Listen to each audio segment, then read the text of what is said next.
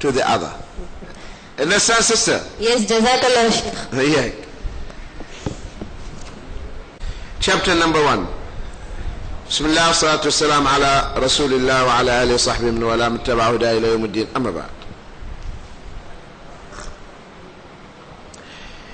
Exaggeration in the graves of the righteous persons tends them to become idols worshipped besides Allah. In other words, what the author is saying, that if you venerate the graves, they will become like idols. If you exaggerate, okay, and raise the graves of the righteous people, that will make them just like idols, and they will be worshipped. And then he's used the hadith of Imam Malik, that the Prophet ﷺ also called that the graves are idols.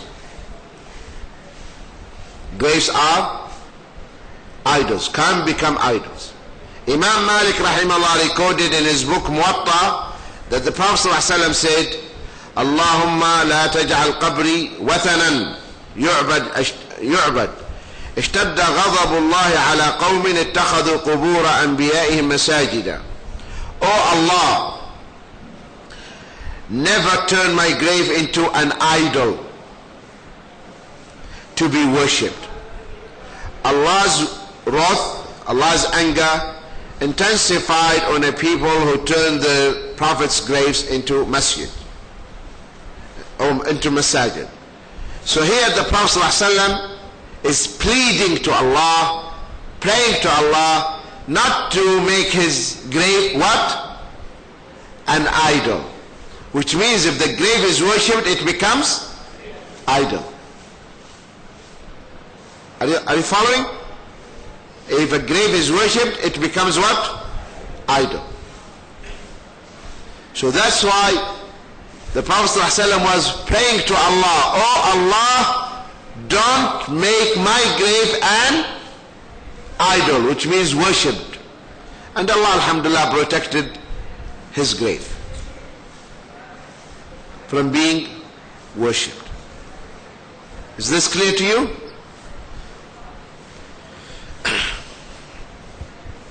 So any grave that is worshipped, that becomes idol,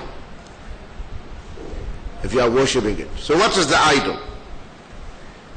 Anything that is worshipped. Anything you worship, that is idol.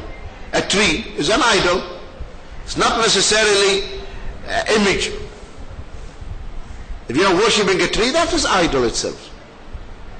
Are you following?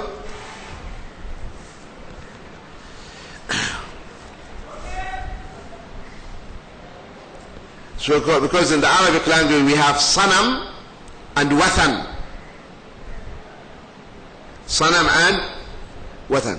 Sanam if it takes a form. Wathan without any form. If you want to draw it mathematically, 2 circles. If the sanam is wathan, you understand? So the sanam is the one that has forms, 2 circles, one inside the other. The one inside is the sanam. So every sanam is wathan. But not every wathan is sanam. So we have 2 words, sanam and wathan. In English, idol. Idol, which means anything that is worshipped, whether it has a specific form or not. Is this clear? Sisters, are you following? Said, أَفَرَأَيْتُمُ اللَّاتَ وَالْعُزَّى. Have you then considered Al-Lata and Al-Uzza? Ibn Jarir al-Tabari reported from Sufyan, from Mansur, from Mujahid. Mujahid is the student of Ibn Abbas.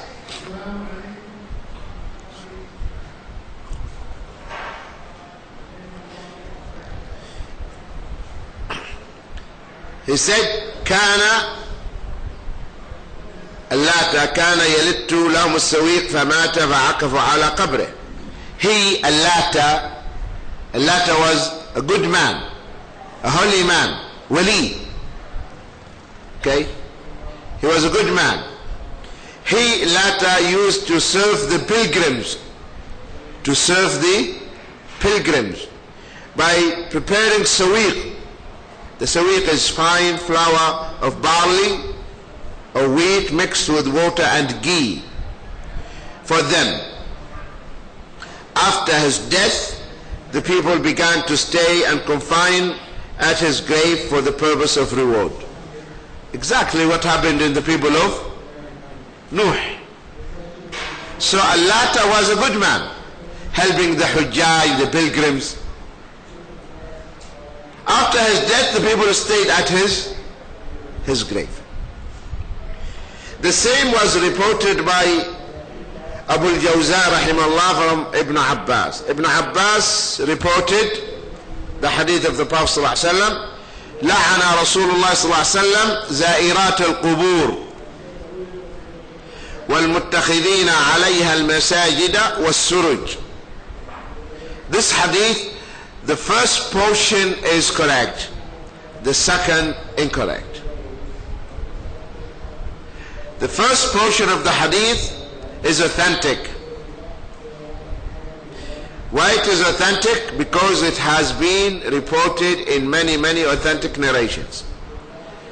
The last portion here is weak narration, where it says وَالْمُتَّخِذِينَ عَلَيْهَا الْمَسَاجِدَ وَالسُّرُجَ. Allah's Messenger ﷺ cursed the women who visit the graves. This is correct. He ﷺ also cursed those who set up mosques and lights over graves.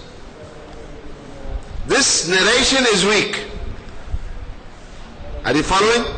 This narration is weak narration.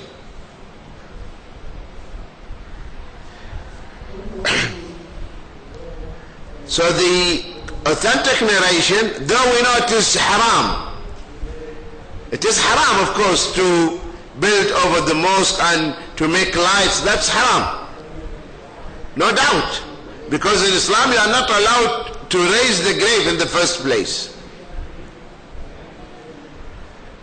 But here, that portion, this narration, according to the rule or the criterion of hadith, the isnad is, there is weakness in the isnad. But the portion that says لَعَنَ رَسُولُ اللَّهِ صَلَّى اللَّهُ عَلَيْهِ وَسَلَّمَ زَائِرَاتُ الْقُبُورِ, this has been mentioned and reported in many authentic narrations, the same wordings. Are you following? The same wordings. Allah, the Prophet ﷺ, he said, لَعَنَ اللَّهُ زَوَّارَاتُ الْقُبُورِ or زَائِرَاتُ الْقُبُورِ. So Allah's curse upon the women who visit the grave yards. Are you following?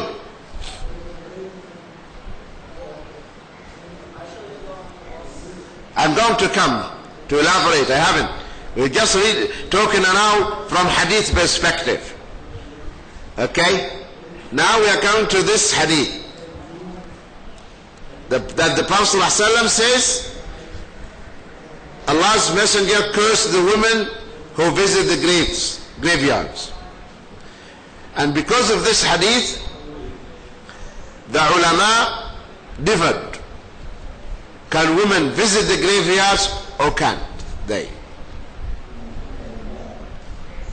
Some, they said no, based on this hadith. That the Prophet ﷺ, he said, Allah cursed the women who go to the qabristan, who go to the cemetery, graveyard.